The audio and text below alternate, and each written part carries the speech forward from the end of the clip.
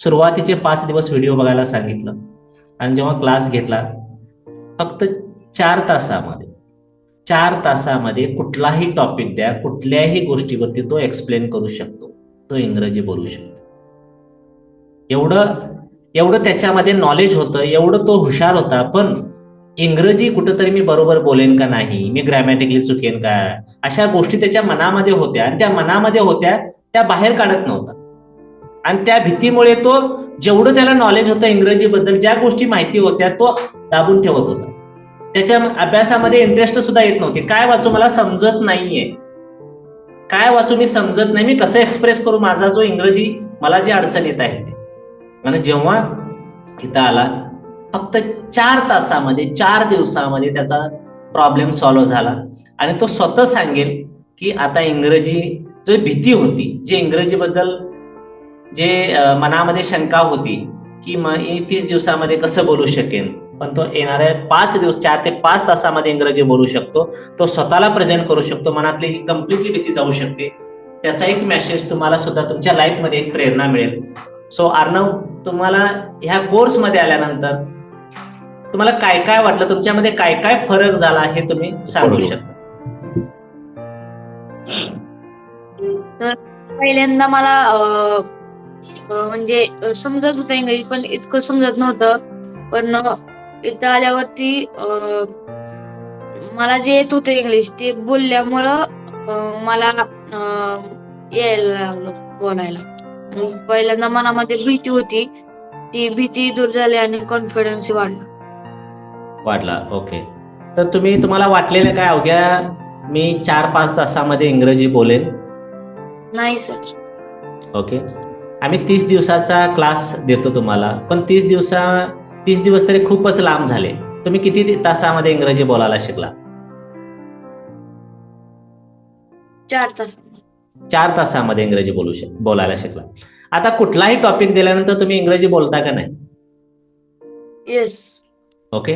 कुठलाही टॉपिक दिल्यानंतर त्याच्यावरती एक्सप्लेन करू शकतात. इतकी लहान मुलं, शाळेची मुलं, स्कूलला जाणारी मुलं इंग्रजी बोलत आहेत. ह्याने काय इतकं जास्त बुक वाचलेलं नाहीये, तुमच्यासारखीच बुक्स वाचलेली आहेत. पण प्रत्येक विद्यार्थ्यांच्या मनामध्ये एक भीती असते की मी इंग्रजी लवकर शिकू शकणार नाही. पण इंग्रजी प्रत्येकाकडे आहे. त्या इंग्रजीचा प्रॉपरली आपण जर एक चांगला योग्य गुरु जर भेटला आपल्याला, तर आपण चांगल्या प्रकारे इंग्रजी बोलू शकतो. ओके. सो अर्णव, तुम्ही इतर मुलांना काय सांगू शकाल? इंग्रजी आम्ही जे विचार करतो तेवढं अवघड आहे का सोपं आहे? सोपं आहे. सोपं आहे. ओके. तुम्ही घरामध्ये किती तास प्रॅक्टिस केला? तुम्हाला समजायला लागलं, तुम्हाला ह्याच्याबद्दल इंग्रजी सोपं वाटायला लागलं, इंग्रजी बोलण्यासाठी किती वेळ दिला स्वतःला? 2 ते 3 तास. 2 ते 3 तास तुम्ही प्रॅक्टिस केला. आता स्कूलमध्ये गेल्यानंतर जी पहिला भीती होती, ती भीती आता मनामध्ये आहे काय गेली? गेली. ओके. आता जेव्हा तुम्ही हॉस्टेलला जाणार आहात, तुम्ही तुमच्या स्कूलला जाणार आहात, त्यावेळेला पहिला जाताना आणि आत्ता जाताना फरक काय वाटतो जरा सांगा? आता जाताना इंग्लिश मी कॉन्फिडन्सली बोलू शकतो आणि कॉन्फिडन्स वाढलाय आता वाढलेला आहे. ओके. आणि पहिला स्कूलला जाताना बर्डन येत होतं, नको वाटत होतं, काय बोलायचं समजत नव्हतं. पण इंग्रजी एवढं सोपं आहे, तुम्हाला कधी माहित होतं का एवढं सोपं आहे इंग्रजी? नाही.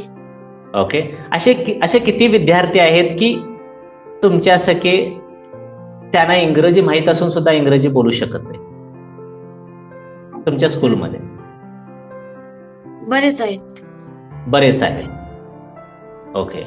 सो तुम्ही नवीन विद्यार्थ्यांसाठी काय मेसेज देऊ शकाल?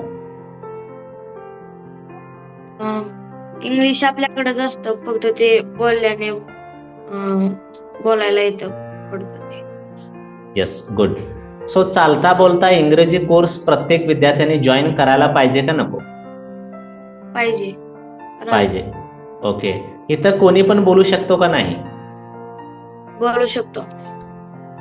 इंग्रजी इथं बोलणं सोपं आहे का अवघड आहे? खूप सोपं आहे. तुम्ही कधी इमॅजिनेशन केलेला, कधी कल्पना केलेला का इंग्रजी इतक्या सोप्या पद्धतीने, तेही 4-5 तासामध्ये मी बोलेन? नाही. Okay, yes. So Arnav, thank you so much. तुम्ही ज्या गोष्टी इथं शेअर केल्या की हे तुम्ही का बोलत आहात, कारण कॅमेऱ्याच्या समोर एक विद्यार्थी बोलतो म्हणजे त्याच्यातली जी भीती असते, इंग्रजी भाषा असू दे, कुठलीही भाषा असू दे, जेव्हा त्याची भीती जाते तेव्हाच तो कॅमेऱ्याच्या समोर कॅमेरा स्टार्ट करून लाईव्ह बोलायला येतो.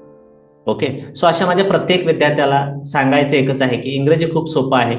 आम्ही कुठंतरी योग्य मार्गदर्शन न मिळाल्यामुळे इंग्रजी येत नाही आणि इंग्रजीला एक खूप मोठा असा प्रॉब्लेम करून ठेवलेला आहोत की मला ग्रामरच शिकायला पाहिजे सुरुवातीला आणि आपण सुरुवात करतो इंग्रजी, असं नाहीये.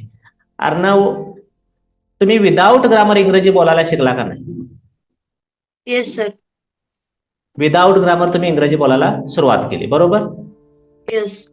इंग्रजी बोलण्यासाठी ग्रामरची आवश्यकता आहे का सुरुवातीला? नाही. जशी आपण मराठी भाषा बोलतो त्याच प्रकारे इंग्रजी सुद्धा हीच भाषा आहे. Okay, so thank you so much Arnav. Thank you, God bless you. आणि तुमच्या पुढच्या प्रवासाला खूप खूप शुभेच्छा.